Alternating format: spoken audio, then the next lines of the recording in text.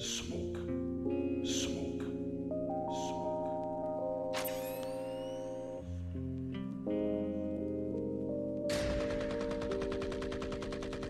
Gucci, Gucci, Louis, Louis, Gucci, Gucci, Louis, Louis, Gucci, Gucci, Louis, Louis.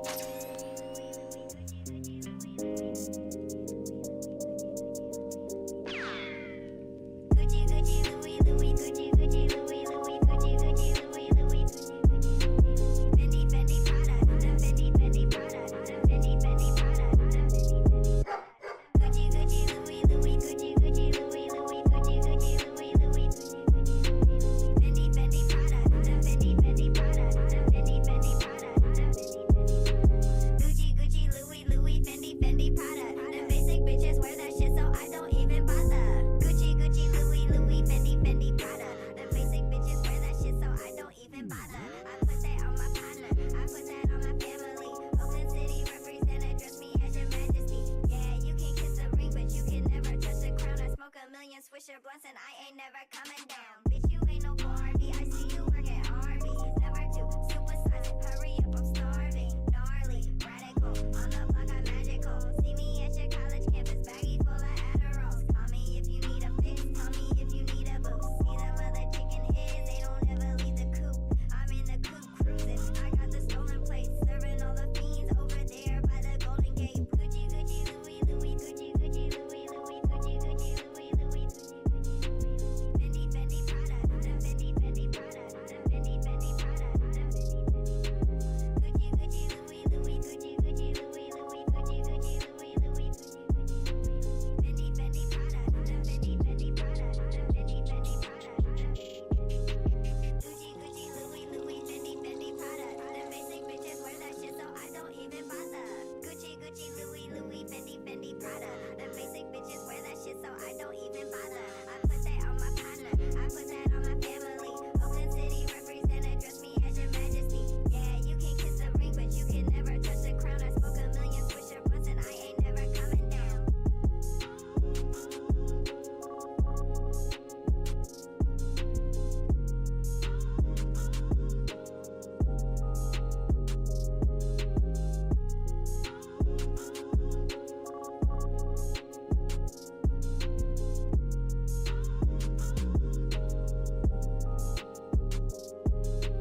Smoke, smoke,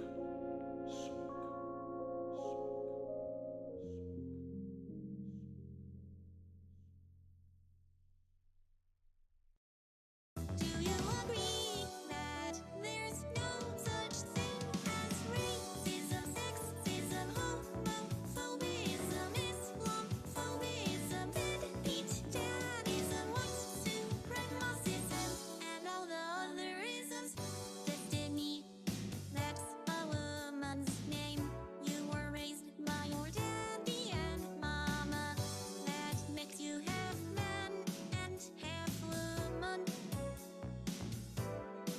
You are a beta. You're not a real man, beta. I just have one question for ya, beta. There's just one thing I want to know. Destiny, do you love all people? Do you really love the blacks? Destiny, do you love black people? Why can't you just answer the question? Destiny, do you love all people?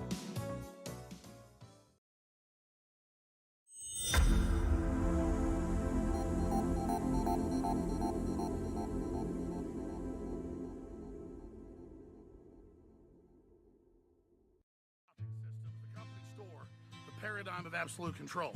And that's why we're just out here doing simple things, pointing out that we're meant to be in nature and be natural. And this is where we find the source that God made to transcend the New World Order. And that's why they want to try to keep us out of it. I'm angry. I've had enough of these people. They're a bunch of Christian murderers, scum. They're on giant death factories, keeping babies alive and selling their body parts. What more do you need to know about these people? I go out and face these scum. They literally crawl out from under rocks. They the skin, and they run around screaming, we love Satan, we wanna eat babies. I have them on video. Hillary's in the creepy, weird, sick stuff, man. She sleeps in the same room with that creepy, weird woman whose mother wears a hood over her head. What the hell? That woman number one is ugly. Imagine how bad she smells, man. I'm told her and Obama just stink. Obama and Hillary both smell like sulfur.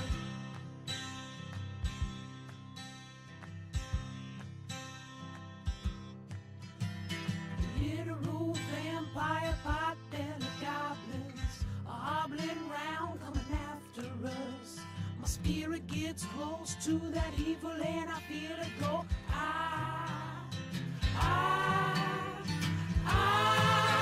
We're such self-centered crap, we don't even notice hell itself rising up against us. Millions of pointed people of the very worst type, and I'm so pissed. We're gonna stab your daughter at the mall. We're gonna stab your wife, your son. We're gonna stab you with a butcher knife, and then the police chief is gonna say, we love our Somalis, we love our Muslims. Oh, they're so good, oh, they're so sweet. I was watching Fox News as I worked out this morning. Horrors in this house. There's some horrors in this house. There's some horrors in this house. There's some horrors in this house. I said certified freak. 7 days a week. Wet ass P word. Make that pull-out game weak. Yeah, you effin' with some wet ass P word. Bring a bucket and a mop for this wet ass P word. Give me everything you've got for this wet ass P word. Beat it up, N-word, catch a charge. Extra large and extra hard. Put this P word right in your face. Swipe your nose like a credit card. Hop on top, I wanna ride. I do a kegel while it's inside. Spit in my mouth, look in my eyes. This P word is wet, come take a dive. And continue along these lines. And it gets significantly more vulgar. Like, a lot more vulgar.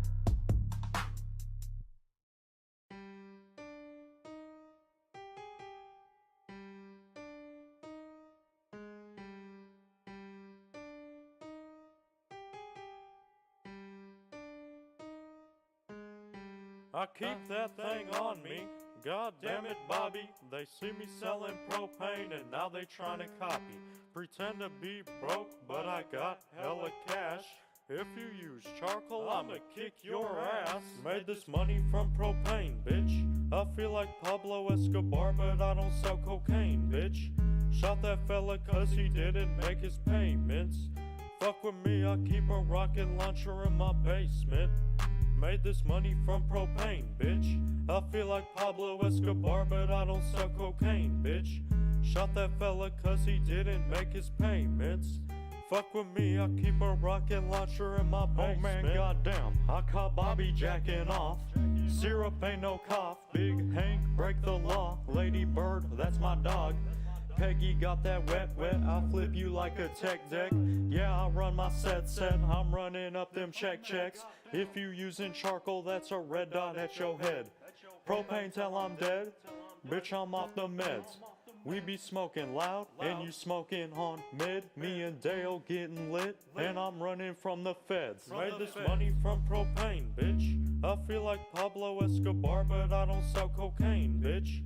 Shot that fella cause he didn't make his payments. Fuck with me, I keep a rocket launcher in my basement. Made this money from propane, bitch. I feel like Pablo Escobar, but I don't sell cocaine, bitch. Shot that fella cause he didn't make his payments. Fuck with me, I keep a rocket launcher in my basement.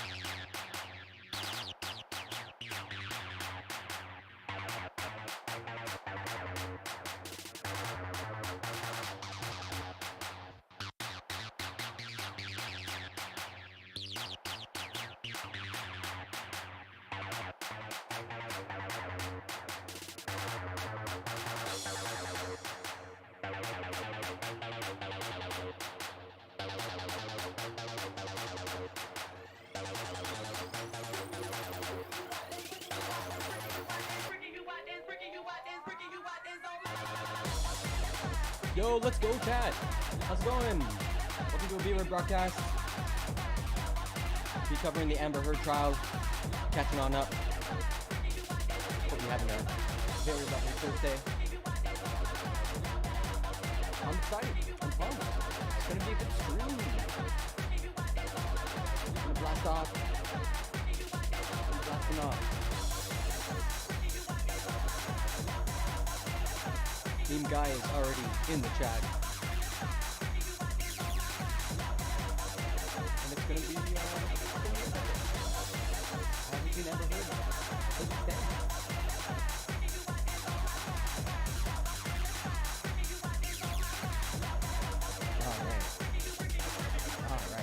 Alright, everybody. Alright. Welcome to the Beaver broadcast. We bring in you chill commentary on serious stuff, keeping our wits about us, trying to have a good time, and yeah, it's gonna be good. It's gonna be good. Hope you're as excited as I am. It's a beautiful day in Montreal. Nice cool breeze coming in, bright blue sky, and yeah, I got like a bunch of poetry coming up. Gonna be doing a bunch of shows. It's gonna be good. So that's exciting. Gonna be doing some slam poetry in the city of Montreal. Got about 3 shows lined up. 3 shows, and yeah, gonna be good.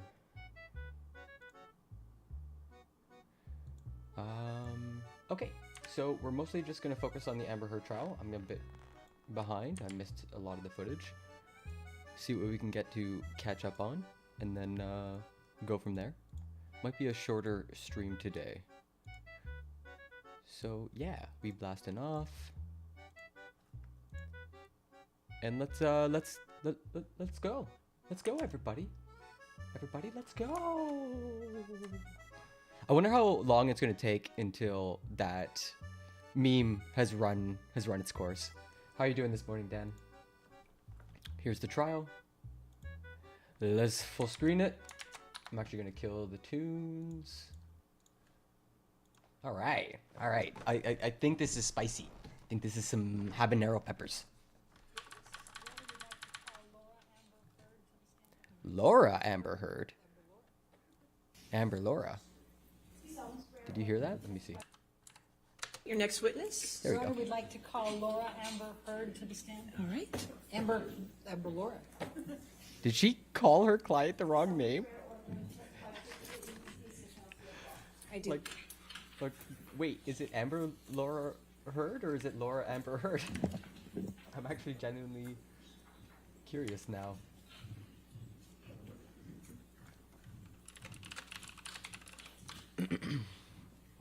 Amber Laura Heard. She literally called her client the wrong. How the fuck did you get your client? Oh, that's gotta shake your confidence. Just as you go to take the stand. How? No. I feel like I'm crazy. Laura. Call Laura Amber Heard to the stand. Wow. I'm done. I'm already done. All right. Amber Laura. Wow, what a fool. What a fool. What a fool and a half. That's amazing. Laura Amber Heard, everybody. Been looking forward to this part. Yeah, especially since we've seen Johnny have to be so vulnerable. We'll see how well Amber can handle that same headspace, that kind of scrutiny. Yeah, I've been looking forward to this. I don't know if she would take Thank this you, Your down, Honor. right? Will you please state your name? Yes, it's Amber Laura Heard. She did get it wrong. That's amazing. What a dummy lawyer. And what is your address? I live in Yucca Valley, California. And how old are you, Amber? I am 36. I just celebrated. Wow. And do you have a daughter? I do. She also celebrated her birthday recently. She's one. Objection. Leading. And what is your profession? I am an actor, mostly. Okay. Now, Also an activist. why are you here? I am here because my ex-husband is suing me for an op-ed I wrote. And how do you feel about that? I struggle to have the words. I struggle to find the words to describe how painful this is. This is horrible for me to sit here for weeks and relive everything. Hear people that I knew, some well, some not. My ex-husband, with whom I shared a life,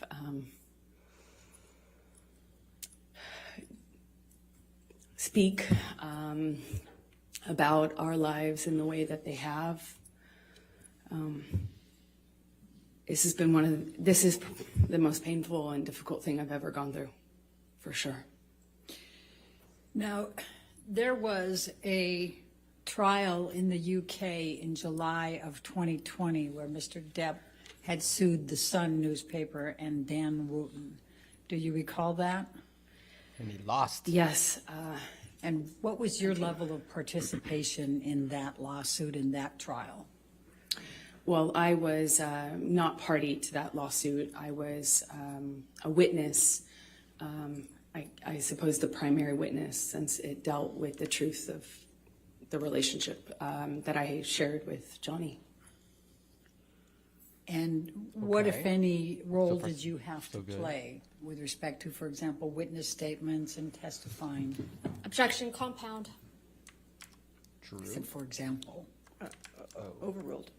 Oh, okay. I had to write, I think I gave 7 witness statements under oath testimony. I sat on the stand for 4 days under mostly cross-examination. And up until this point, it was the hardest thing I had ever had to do. Dang, court, not even once. Am I right? Thank you. Oh my gosh. I want to be so I'm going honest. to take you back, and if I you can avoid just this tell the jury a little bit about your background. Tell us where you grew up. Oh, we gotta hear your I come backstory. from Austin, Texas, a small town outside of Austin that you probably haven't heard of. No one has. It's called Manor. Man. And I was raised by my mother and my father, and I grew up with a little sister, although I have a big sister as well. And your little sister's name is? Her name is Whit Hurd. And how much of an age difference is there between the two of you? Whitney and I are about 1 year, I think we're 16 months apart. So Objection, relevance? right next to each other. And what did your father do for a living? My father broke horses and did construction, he painted houses, and hunted and fished, but that was for fun. Oh, okay. And what did your mom do? She worked for the state of Texas. Let me just, since you talked about the breaking horses, can you just tell the jury what your role is in assisting your dad on that and what is involved in breaking horses? Breaking Objection, leading. horses? Like breaking a horse in?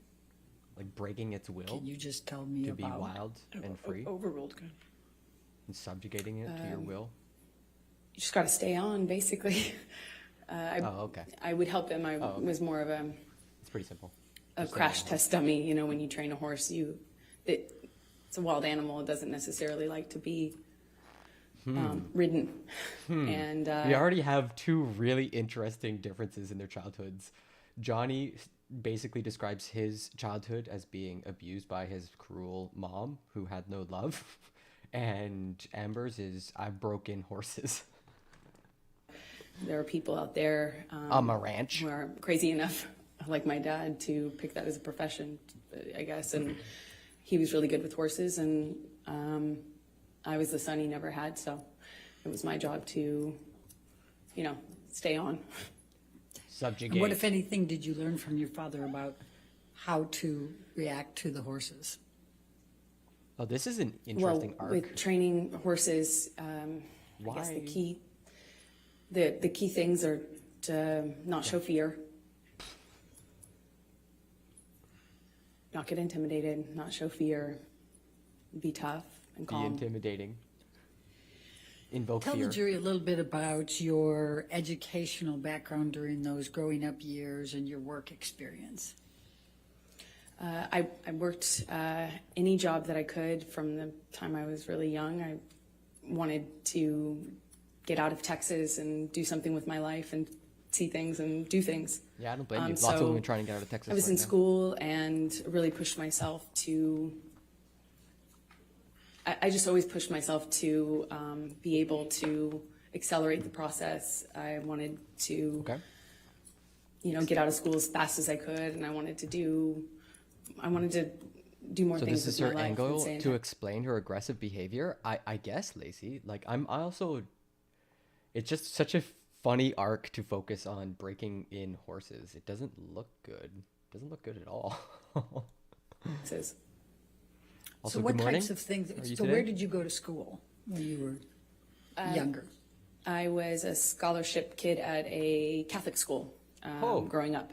Oof. Several different Catholic schools. Really? But they were always in the other, on the other side of town, in the wealthier part of town. And, Oh, boy. I grew up quite working class. Was she didn't just get a pony for her birthday.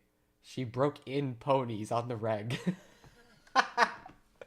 When she's fearful, she takes on the beast instead of cowering. Yeah, invoke fear. Don't be afraid. Like, be calm and resolute. Like, this is the this makes sense when you're talking about like maybe bringing breaking horses. Man, what an interesting relationship between species.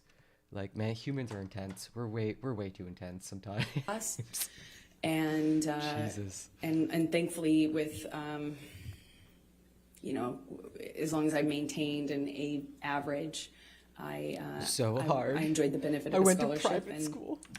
I did that until I realized that I could take my GED and SATs early, and I did that and placed out of school. And okay, lady. Okay, so you were above school? Damn. Effectively left school. Damn. 16 years old. Wow. And what did you do for work during those younger years? I took any job that I could. I worked at my father's construction company. Sometimes. I had so much grit. I'd take any job. I worked for my dad. Why is that? Like, it's cool. Like, sure, you work for your parents. That's no biggie. But it's the first thing you mentioned. Come on. I'm trying to sympathize here. Just administrative stuff. Right? I mean, it was a small company. Isn't that like the age when you're going to prom or something, and you're like kind of invested in your social groups and trying to form your identity based off of like how others see you? But I answered phones, and I worked at a modeling agency that was also, offered photography classes, makeup classes, hair. I was a young model, no big deal. Makeup classes for people that were pursuing a career in entertainment, and I started taking classes that I paid for by working there, effectively as a trade.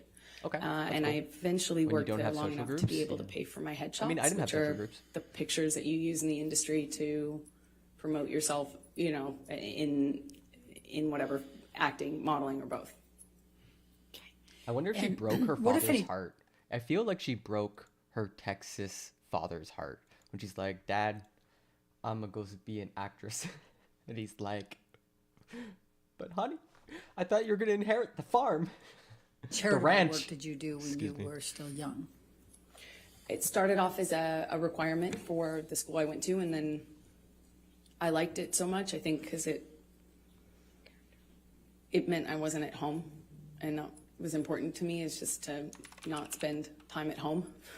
And I really loved meeting people, so I worked at the soup kitchen every morning before school, during the school year. Okay. For about 4 years. Oh. There were, I didn't go on weekends, but on weekends I would do various things. Worked at children's. Worked at a soup kitchen. Children's museums, typically, because they would work with younger volunteers. Wait, what the hell is a children's museum? Is it a museum for children? Or is it a museum about children? Not spend time at home. Why was she avoiding home? Oh, I don't know. No idea, Lacey. No idea. That's just all the information we have at this point. And mostly soup kitchens and things involving children. I worked at the with deaf kids for a while, and I love it. And when you worked with deaf kids, what, if anything, did you do to learn to be able to work with them? Objection leading and 404. 404? Relevance. Wait, 404? What's a 404 objection? Like argument not found? What's that supposed to mean? Overruled. Overruled. Damn. I taught myself how to sign basic sign language, and then I pursued it. I audited a course at the community college, which I ended up going to get out of high school early. Later on, but I would audit classes. The teachers never wanted to kick the, random 12-year-old out of their class, I suppose. So remarkably was able to Children audit. that are hard of hearing, not deaf I think kids? the majority of 2 semesters, and that's also helped. You got her, Lacey. You got her. Helped me learn. So how did you end up in Los Angeles? I did a small job in Texas where I played a part in a movie, and the actor in the movie that I was playing opposite had an agent visiting him from LA. Now, if I remember correctly, like Johnny's testimony had an arc where at the end of it, all of that talking and all that learning about his backstory ended with I was dating my mother. Like that's where he lands everything. The cruelty of his mom. So I'm really curious like how his father reacted to his mother, all this stuff, and he directly ties it to Amber. For what it's worth. I don't know how much that's worth. But then what's Amber's arc going to be? It's already got a really odd beginning. And I met her on set, and she said that she had heard about me from another bit part I did. You know, I was taking jobs in Austin for really anything, to be an extra, to apply I did makeup once. I, nothing, no job was too small or, for me. So I put myself out there, and she had heard about me, and she said, ambition. I have heard about you in this town, and I'd love to meet you in LA if you're ever out in LA. And I was like, when can I come?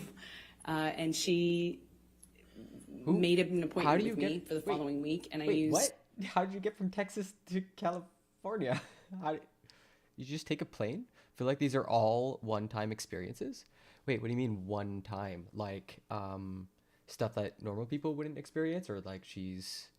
just like the way she's describing it, it's all like these individual, like all these one-time experiences, not related to one another, not in the same narrative. Is that what you mean? All but $180 or something. Like disconnected? To get out there, and that's, I landed. I didn't know anyone. I was 17. And... Went to the soup kitchen once? She said she went to the soup kitchen for 4 years.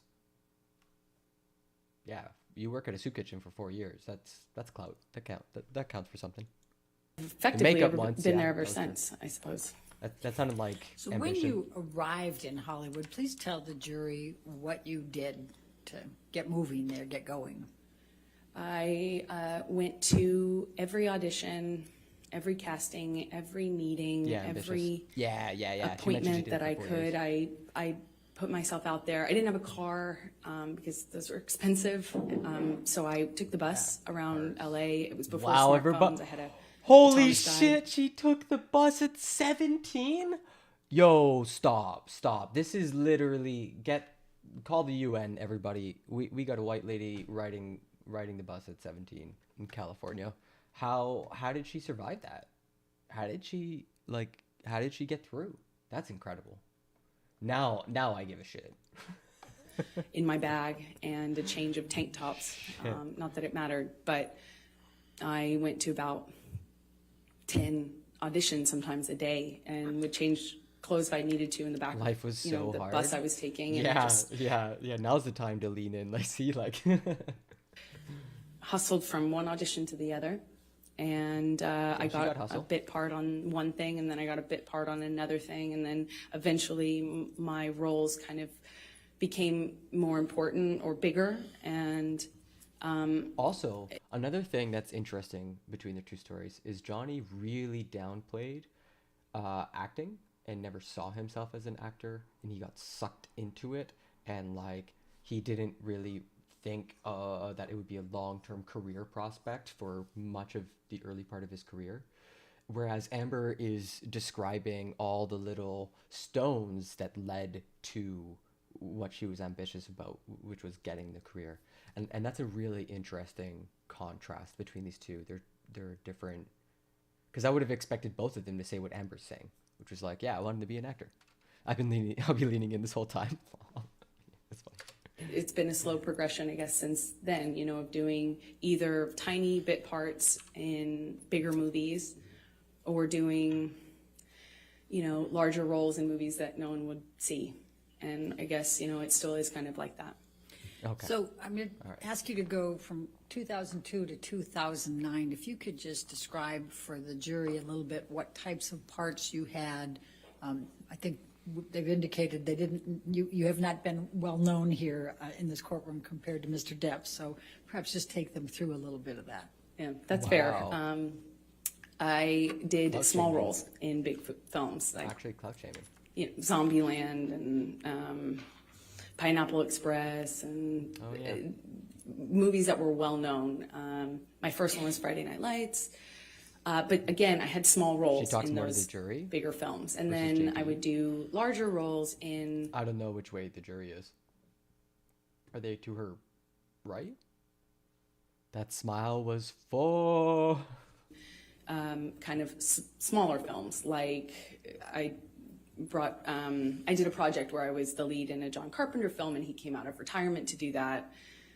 And that's kind of how it was in terms of my career for those that first initial 10 years or so. It was just going from slightly bigger role to Justice for slightly Johnny Depp. bigger role. Justice for Johnny Depp. Justice Just for working my Johnny butt off. Yo, you put a lot of effort into that, Maxan. How's it going? Welcome to the stream. So I'm going to take you up to 2008. Did there come a time that you auditioned for The Rum Diary? Yes, I auditioned for that in about 2008, I believe. Please describe for the jury your experience in auditioning for The Rum Diary. Justice for Johnny Depp. Well, Okay, I alright, auditioned a few times, which is common in my work. You know, you get a call back, as they say, and I think I had at least one, maybe two callbacks with the director, and then I got a call saying that Johnny, who at the time was, I think I knew Lawyers that he are in was front of her. producing it as well. Her whole body is angled to the right. She looks, hey, Maxan, please stop spamming the chat or I'm going to mute you. This is your final warning on that, please. Her whole body's angled. She looks like she's talking to them in order to convince them. Yeah, I think like both of them have spent so much time thinking about how to convince the jury. And maybe she thinks this is the answer, right? Like talking to them, trying to make eye contact, trying to angle your body. And for me, I think like Johnny Depp put a lot more focus into like the actual narrative being told. Yeah, I'm just going to put you on timeout until you can behave like a normal person and not a bot, Maxan. Sorry. Take a chill pill. Was doing a project that was something very personal to him. He was reprising his role as his late friend, Hunter S. Thompson, and it was a very important project to him, and that he wanted to meet me in person. Hunter S. Thompson was based. I thought I would be going for maybe an audition, but it was just a meeting. I went to his office and met with him for a few hours. And what did you talk about during those few hours? We talked about books and music, Nice. poetry. Based. We like a lot of the same. We liked a lot of the same stuff. You know, obscure writers and interesting books and pieces of poetry that I haven't Sounds like they just like were connecting. It's kind of odd for an interview. heard anybody else reference or know or like. And he Aww. was very well read and charismatic, and You hear that, everybody? Reading is good. I think I left the office with a few books that he gave me. Read a and banned book he today. Spent the whole time just.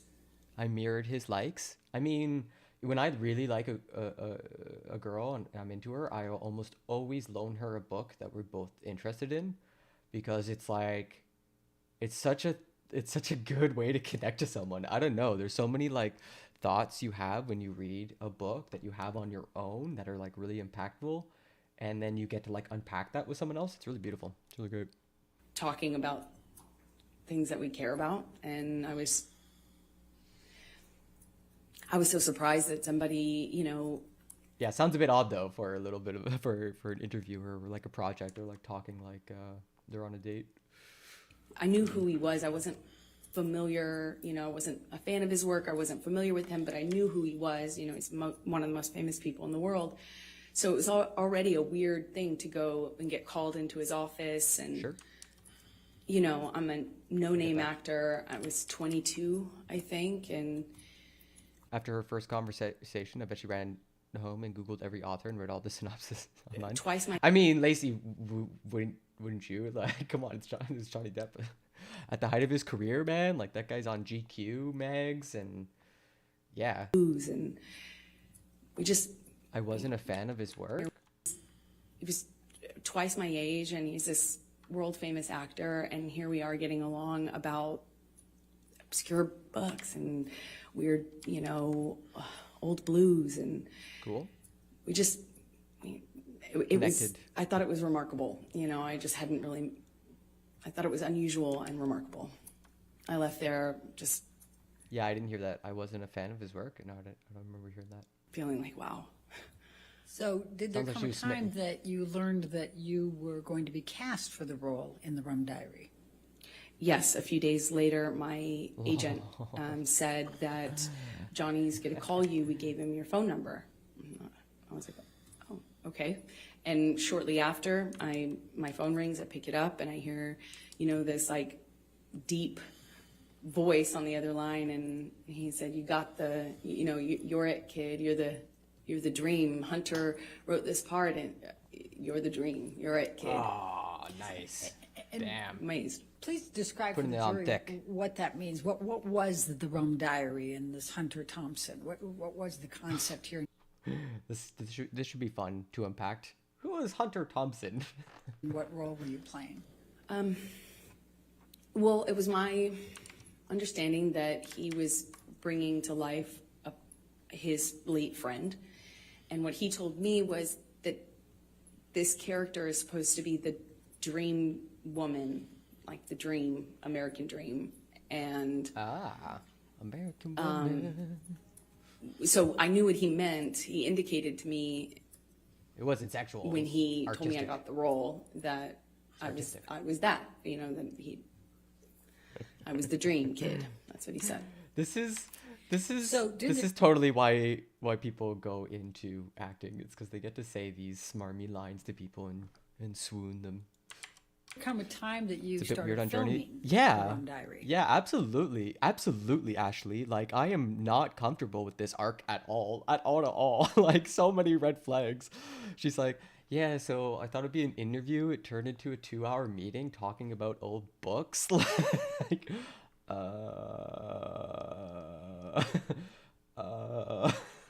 pause. Yes, I'm not quite sure how Okay. much. I think Also, we started filming welcome to the stream, Ashley. How are you doing? in maybe March of 2009. And where did you film the Rum Diary? We shot it in Puerto Rico. And describe, if Rico. you can, the events of the filming and your interactions with Mr. Depp during that time. Filmed it in. Plus, he's It was married. a bit surreal. Wait, no way, no shot. Is he actually married with 2 kids at the time? Like, while he's trying to sweep this lady off her, this young woman.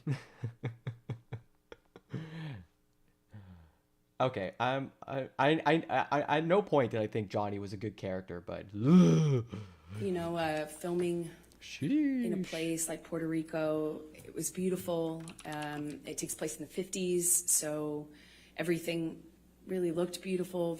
You know, cars and clothing, the music. It was just, it was a very colorful shoot in general. He didn't divorce his wife until 2 years after the Rum Diaries was shot. Dang. I couldn't have asked for, you know, a better scenario. I was on film. I mean, I was on set reading my books, and occasionally Johnny would talk to me, and then he started to be really kind to me. Like, I'm in my 30s. I'm in my early 30s, and even I would look at like a 22-year-old and be like, okay, you're a bit softer on the edges, you know? Like, more open with me when we'd have hot days filming. crazy. You know, there'd be this big SUV pull up, and a security guard would kind of usher me into this car, and it would have the AC blasting, and I'd be sitting in the back of the SUV. Cool. Just thinking what a strange experience the whole thing was. And, you know, we didn't really have a whole lot of interaction on set until we did a scene that involved kissing. We had a kissing scene, and it didn't feel like a normal scene anymore. It felt more real. There were Oh boy, yes. This is why people go into drama. This is why. certain things that you do in the job to be professional, like when you have to do that sort of scene, and you don't, like, you you don't use your tongue if you can avoid it. There's certain things that you do to just maintain a certain line, and it just felt like those lines were blurred. I mean, he grabbed my face and pulled me into him and really kissed me. Ooh. But we were filming a scene. Creepy. Did he use his tongue? Yes. Okay. Did you celebrate your birthday while you were in Puerto Rico? Oh, it's kind of sus. I don't know. There's a quote by Vonnegut, and I think it's "Be careful what you pretend to be, because you are what you pretend to be." Something to that effect. I think he said it a bit more eloquently. So we must be careful about what we pretend to be. Yeah. Oh no, you had a crush on a married man? I mean, he's definitely the one with power in this situation. That's the part I'm thinking on. Like, if he's the person sort of producing or directing, or like he's one of the lead actors, it's his thought project. He interviewed her to bring her on, like, and then they finally, or at least this is her account, right? Like, we haven't heard cross examination. There might be a very different accounting, but from her account, like, and the first time they meet, it's like, whoa, you really blurred. Not only did we start with the lines blurred, but dang, the lines were really blurred. Yeah, she just went in saying the scene meant more to her. Well, she said, like, he was using tongue, which blurred a professional line, like, and grabbing of the face. Like, yeah, I could see that. I mean, kissing scenes, they're usually pretty, like, usually want to talk ahead, like, of expectations with the other person. Like, this is probably, like, a little bit of an industry standard for, like, how intense you go about it. I don't know, man. I can see a poet like Johnny Depp just, like, going hard. I did. I celebrated, I think, maybe my 23rd birthday there. And what, if anything, did Mr. Depp do for your birthday? Well, we were already kind of talking about books and poetry and things like that. He gave me a few really beautiful poetry books. I don't know. Part of why I feel weird about this is because I just don't think people should date in the workplace. Like, I just don't think that should be happening. Just don't shit where you eat. Like, it's kind of a hard line for me. So all of this makes me feel squidgy. And he gave me a bicycle, like a vintage bicycle, because at the time I was riding around on a bike, and I had a lot of time off since I was a smaller role in the movie. Gifts. And yeah, I think that was it. Okay. Now, did there come a time that you ended up visiting him in his trailer? Yes, I think there was we would hang out if, after or in between scenes or in between setups. We often were, talking about things and would continue the conversation into the trailer, often with the director. Bruce Robinson was his name. And then at one point... What, the bike? Yeah, it's still a gift from, like, your employer, though. If my boss gave me a bike, I'd be like, this is business, right? I mean, for someone who describes taking the bus as a struggle, yeah, it could be just a very simple, thoughtful, and not non-romantic, like, hey, seems like you're having a hard time commuting to work. Like, I think this bike is easy to get you. I can see that as well. Yeah, that makes a lot of sense to me. We talk about wine. It's another thing that Johnny and I shared in common, a love for wine, red wine. Oh, yeah. And we were talking about...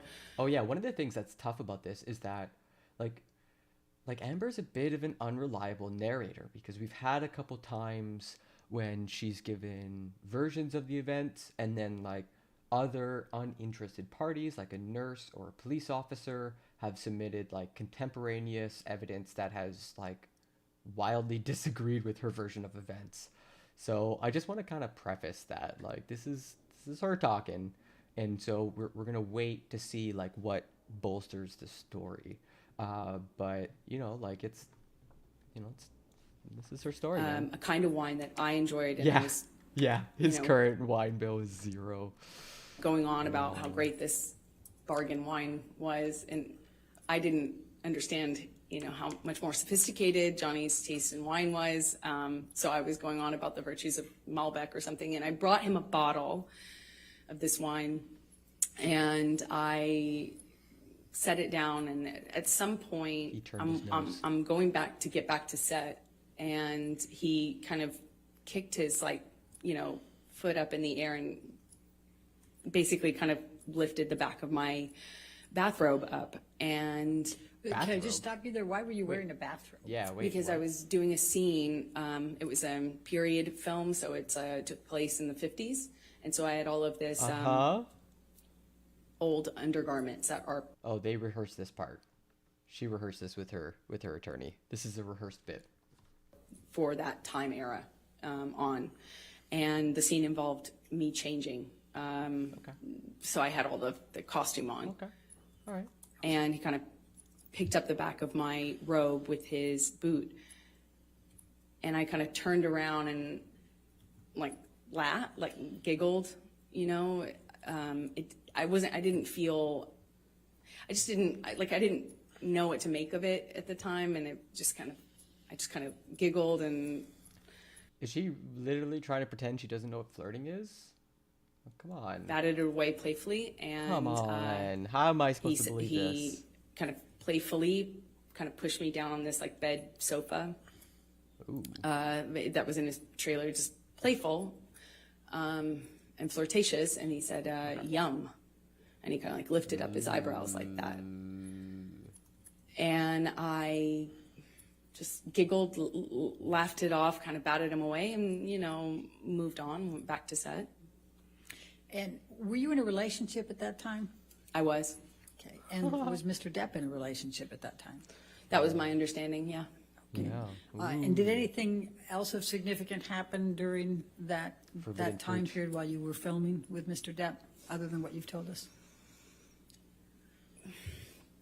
We just had this, it was a friendship, a flirtatious thing. Won't they? Felt chemistry. I felt this other thing that went beyond the pale of my job, for sure.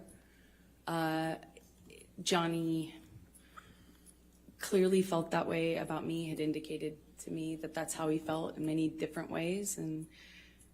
But at the same time, we were both in relationships, and it is a job, and, it was intimidating. And I just remember feeling kind of intimidated and a little nervous about that. And I also was in a relationship, so we went our separate ways, and I didn't hear from him for a long time.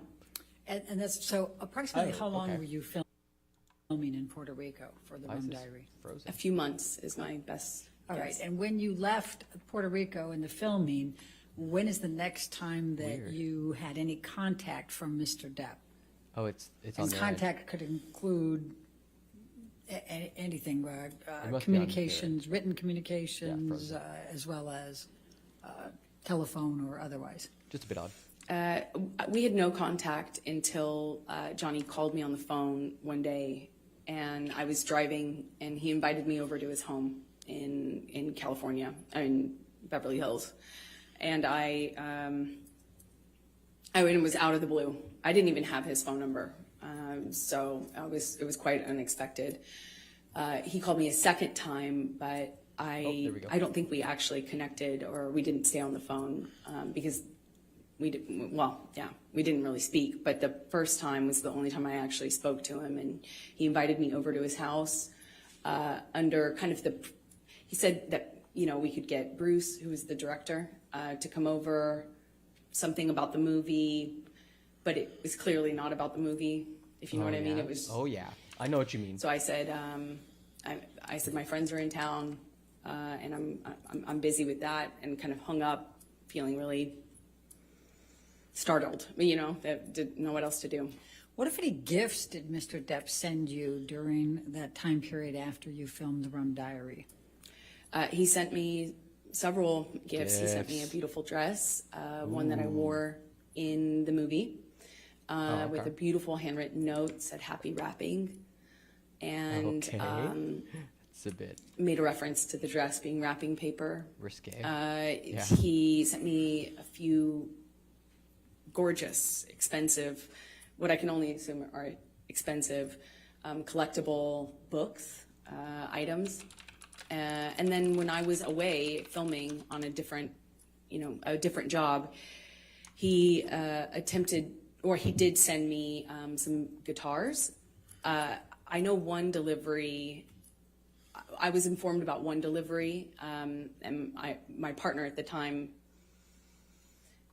intercepted the attempt to deliver and called me immediately and said, "What should I do?" And I said, "Well, send it back." And she did, and she indicated that there was at the time that there was another one that had already previously attempted delivery, and it was also rejected. Okay. I sent it back. All right. Because I wasn't there and I wouldn't have accepted it anyway. Fair enough. Okay. Did there come a time that you ended up having to go on a press tour for the Rum Diary?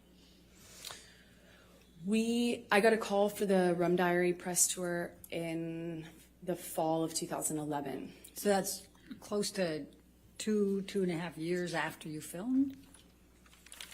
I'm an actress, not a mathematician for a reason. Roughly, yes. Okay. And could you please describe for the jury what a press tour is? Just explain it to them. Well, you take a movie once it's completed, and if it doesn't have distribution, you, as part of the promotion of that movie, you go to these various places, normally cities like London or New York, and you do press events in those cities to kind of promote the film, and you go to place talking about the film. Okay. Sounds pretty legit. And so you were then called to participate in the press tour for the Rum Diary? Yes, I had just finished going through the process of separation with my former partner, and I was moving and going through that, and I got a phone call saying, "Remember that movie you did in Puerto Rico? Well, they want you for the press tour." And I said, well, perfect timing. And we did that, I think late October 2011. Okay. So describe for the jury your interactions with Mr. Depp during the press tour. Well, on the the beginning of the tour was Los Angeles, where we both lived, and we did a press day, normal press day, and then at the end of it, I was invited by Johnny to come up to his room to have a drink with him and the director of the film. And I went up to the room to see both him and Bruce. It was only him. As soon as I got there, Johnny said Bruce wasn't going to make it. So I stayed. Classic. Johnny and I started talking. He asked me about my relationship. I said, well, I'm going through it. I'm going through the separation right now, and it's been, rough couple of months, but that's normal. And he said, well, that's same with me. It's been, I can't remember exactly how long he said it had been, but that he had split from the mother of his kids, and said that he understood. So they were both single. All right. And then what happened next? Then we drank red wine and continued to talk, and the talking became us, reconnect. It was like reconnection was almost instant. It was just chemistry. It's hard to explain that, but not sure what the problem sat is on the here couch and we talked. And so far, seems like humans. It felt like there was. They're courting. It felt like there was an electricity to the room, and it's how I felt when I was alone with him anyway. And it was instant again. I was like, whoa.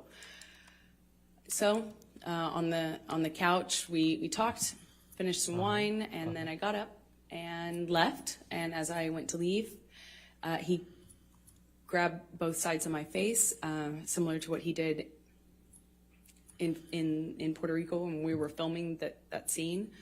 And he kissed me, and I kissed him back. And what happened next with respect to any relationship with Mr. Depp? Well, then we fell in love. We went on this press tour, and we went.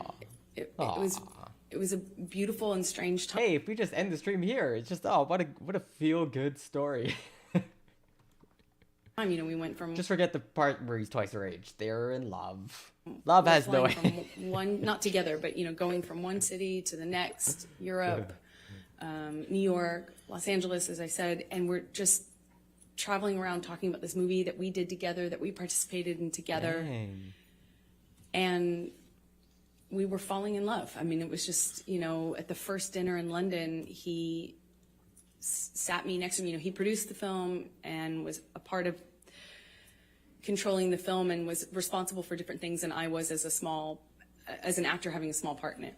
And we went on this press tour, and I think in London he had me sat next to him at a dinner, and then we ended up spending the night together in my hotel room. And for the rest of the press tour, we were smitten. It was on. I'll put it that way. It was on. Nice. All right. And how long approximately did the press tour go? I don't know exactly how long it lasted. I think, you know, there were press engagements in this city for a few days, and then another city for a few days, and then there was a break, and then there was another press opportunity, I believe. So it was kind of spread out over maybe a month, if I'm guessing. So when you returned to Los Angeles, what, if anything, took place with any relationship with Mr. Depp? Well, once we were back from the press tour, you know, we had this, you know, whirlwind romance kind of just in these like beautiful places all over, and we're falling in love and not able to really show it because why not? The world didn't know about the split between he and his former partner. And of course, as a woman, I was like, is that troubling? You know, and I'd ask him, no, you know, he swore to me that they hadn't even shared a bed for a year, and that they were protecting the kids and not publicizing it. So, or not making it known to the press. And so we kind of had to be a little bit under the radar. Not a little bit, we had to be really under the radar. Because as Johnny pointed out, that the world would the lives of the rich and famous, everybody, and call me a homewrecker, even though I had nothing to do with it. So we were secretly dating, and then, you know, it was beautiful. It was. This is awkward. This is awkward. Felt like this man knew me and saw me in a way that no one else had. I felt he understood me. I felt he understood where I came from. I felt that, like, when I was around Johnny, I felt like the most beautiful person in the whole world. Aww. You know, it made me feel seen, made me feel like $1 million. Ah, that's awesome. That's cool. That's great. You get it. That kind of feeling where, you know, he's just lavish gifts and lavish expressions of love, and how he had never met a woman like me. I mean, I remember he took the foil off of this bottle and put it on my ring finger, and I had only been with him like days, you know, or maybe it was weeks at the time. Yeah, it was probably about a few weeks, but it just felt very intense.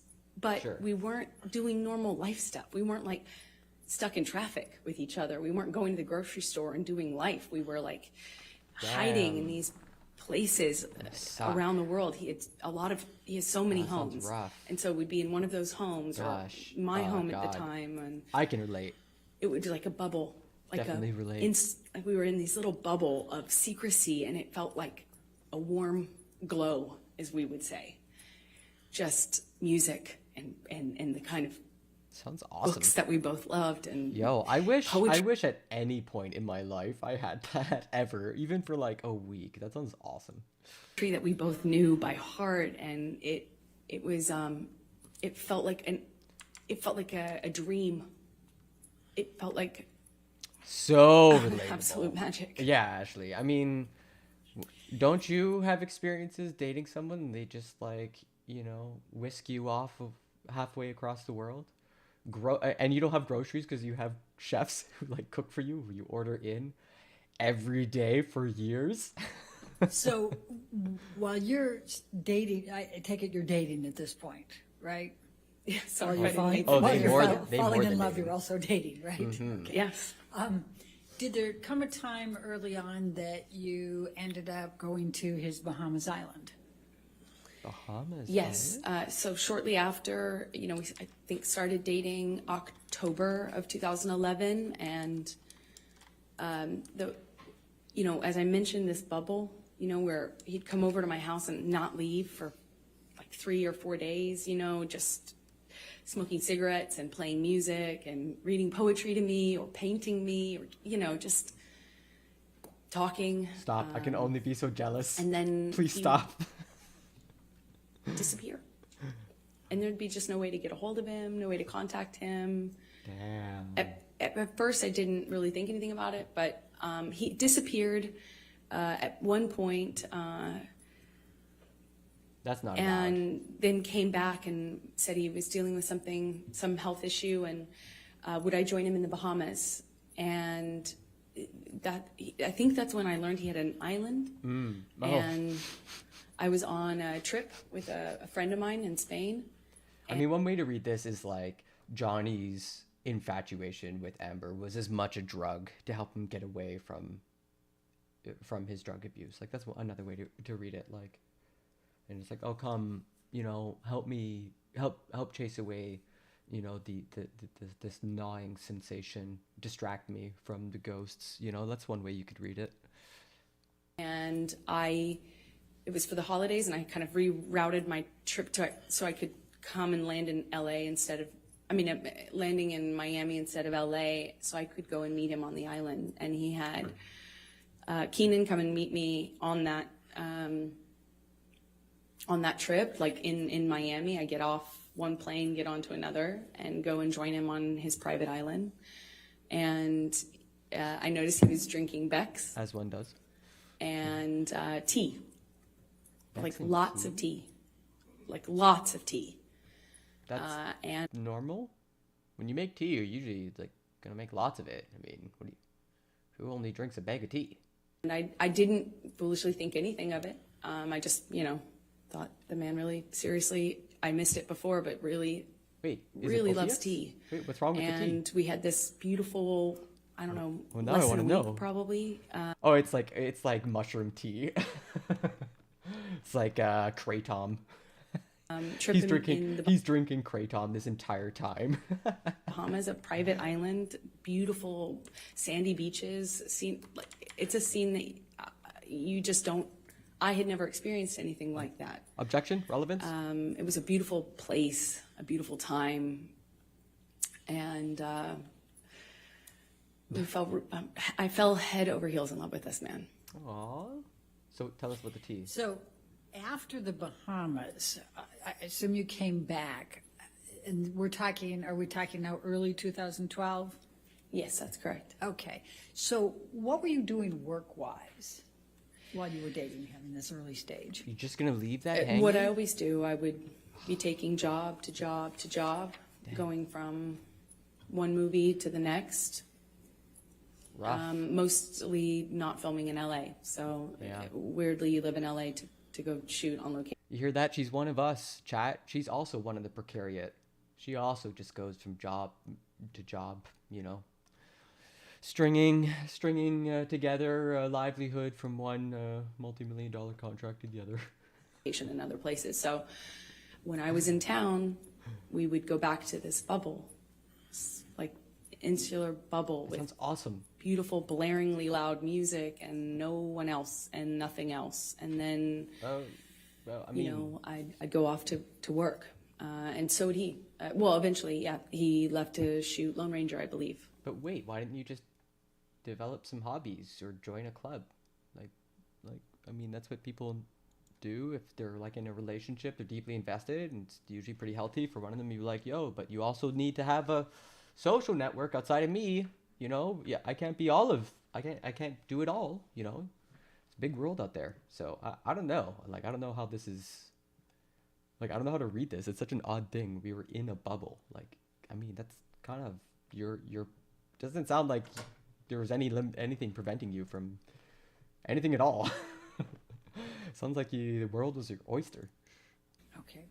Now, we've heard a little bit about Lone Ranger, and that's about mid-2012, is that right, when he was shooting that? That sounds right, mid-2012, yeah. And were you shooting anything at that time?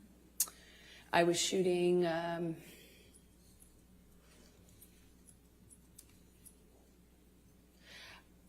Machete Kills? I believe I was shooting Machete Kills in Austin. I had a small part in a Robert Rodriguez film that shot in Austin. That's how you know it was rehearsed. Like the lawyer is trying to substitute the answer that she knows she's got to say. But, you know, I think Johnny was shooting and then having some time off, and there was just a lot of travel, a lot of movement, so. And so what, if any, visiting did you do with Johnny while he was on his set for Lone Ranger, and where was he?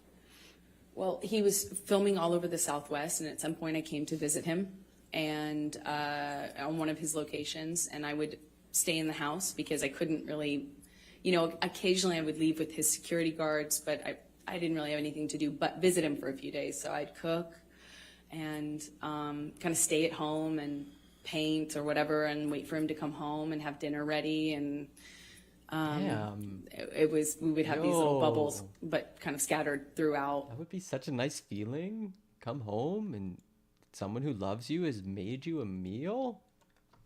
The Southwest, and as he was filming. She and at the eating good. time, Johnny had, you know, when I first arrived at one of these locations, it was the first time that Johnny told me He doesn't dare that he'd to look had up. a health issue. Yeah, that's a really good point. And welcome to the stream, Sama. Ooh, that's a tough one. Simona Donata. He has been just like taking notes and refusing to make any eye contact whatsoever. I wonder if it's just because it's kind of hard. Something It's with just his like liver, he can't believe her. and that he wasn't. That's why he was not drinking. He was drinking a lot of tea, like a lot of tea. Okay, all right, get to the tea. Tell us what's in the tea. We've heard a little testimony about It's boots. great, Tom. What, if anything, did you do to help Johnny with his boots? Oh, Well, this was I mean, weird, man. This was such a weird arc. In Johnny's testimony, he described this ritual they had where he'd get back from work and she would take off his boots. And this one time he came home and she was busy with something, so he took them off himself, and it became a big argument. Like, how dare you do the thing? That's my thing. I'm just like, wait, what? What's with the sunglasses? Yeah, Ashley, I mean, I've read some stuff about, like, the fits, like, what each of them are wearing and what kind of images they're projecting, and, like, some people saying Johnny's, like, for instance, his ponytail helps with his credibility, but his glasses, not so much. So, yeah, every bit of fabric they're wearing, you know, probably had an entire team figuring out like I suppose that I took off his boots, and it made an impression on him, and I was happy to, you know, anything I can do to show love. Certainly how I felt about him. But if he wanted to take off his own boots, he certainly could. well, that flies directly counter to his testimony, which is funny. She just slips that in there, but like, oh yeah, totally normal. And he's like, Did you buy Mr. Depp any knives during that time period? Objection leading. Sustained. What, if anything, did you do with respect to knives during the time period you were with him in the Lone Ranger? Objection leading. What, if anything? Overruled. What if anything? Johnny question. had a thing for turquoise, and that eventually, you know, being in the Southwest, it can happen really quickly. I also too really love turquoise, and he has he loved knives. He loves a lot of things. When Johnny loves things, he does it a lot, and lots of it. So he had these daggers that he had given me that they were beautiful in design. That was a bit of a Freudian slip. And they're, you know, long curved daggers, and he just talked a lot about knives, had a knife and gun collection, and was quite proud of it. And at some point, I don't really remember exactly when it was, but at some point I picked up what I thought was a really beautiful turquoise handled knife, and I had it engraved with a saying that Johnny would say to me all the time, which I, you know, thought was romantic, as funny as that is to say now. What was the saying? And what was the expression? We all want to know. Until death, hasta la muerte in Spanish. Hasta la muerte. Now, by the time that you're visiting Mr. Depp during his shooting of Lone Ranger in the June through August 2012 timeframe. What, if any, relationship has he developed with your family? What is she drinking? What the fuck is that? Wait, what is she drinking? Relationship has he developed with What could she possibly be drinking? I don't care that you put it in a water bottle, lady. Like, this does not help your image. If you're trying to be relatable to the jury, drinking the glowing purple juice. your family? Oh, well, starting really early on, Johnny was so kind, so generous to my family, but especially my mom and dad. He just really... Yeah, not at all. He met my dad. Everyone else and, says water. Look, water, water, water. Everyone else has water bottles. My dad's a big personality. He's a rowdy guy. With water. And Johnny just all of a sudden, I had never noticed, Johnny have a southern, all of a sudden Johnny had this southern accent and was really like buddies with him. And they really seemed to get along very well. They're, just like instantly he was giving my dad gifts. He gave him guns. He gave him knives. Dang. They had this... Guns and knives. Johnny just really just showered my dad. And my dad's a working man, salt of the earth guy. And he was just like, floored. He's getting all these amazing gifts and being invited to come onto these locations. And, Johnny's this big movie star. And my dad was just like, I think my dad would have married him himself, not if I hadn't. Aww. And he just instantly, so much love. He gave my mom jewelry, brought her out to come and see me while I was visiting Johnny on Lone Ranger in some part of the Southwest. I think it was Colorado. He gave her this beautiful turquoise necklace, and I mean, they were definitely taken by him. And what, if any, relationship had Mr. Depp forged with Whitney by this time, your sister? Actually, before we get too far into that, I got like a show coming up, everybody. Holy cow, look at that. There I am. Be weird. Gonna be May 15th, so in 10 days. Not this Sunday, but the next one. I'm gonna be doing some poetry, maybe some music, all original material. New shit, everybody. So come on down. It's a new space. Montreal Improv is trying to establish a new venue, which seems pretty swell. So we're gonna go check that out. Should be interesting. I'm actually going to end stream a bit early. I got a lot to do today. Gotta work, and I got to get ready for all this poetry stuff. I got 3 shows coming up, so a bunch of things are happening. That was the first one that actually has a poster ready to go. But if, give a like, give a subscribe. Come back tomorrow morning. We'll be checking out, following up on the Amber Heard trial, or checking out the Roe v. Wade situation south of the border, which is deeply messed up. And the only reason we covered the Amber Heard stuff was so I can not think about that for an hour or two. So yeah, we're going to be keeping our eyes on both these stories over the weekend. I'm here in the mornings. Otherwise, I'll see you later. Take care, everyone. Have a good one. Bye. See ya. Arrivederci. Ciao. Au revoir.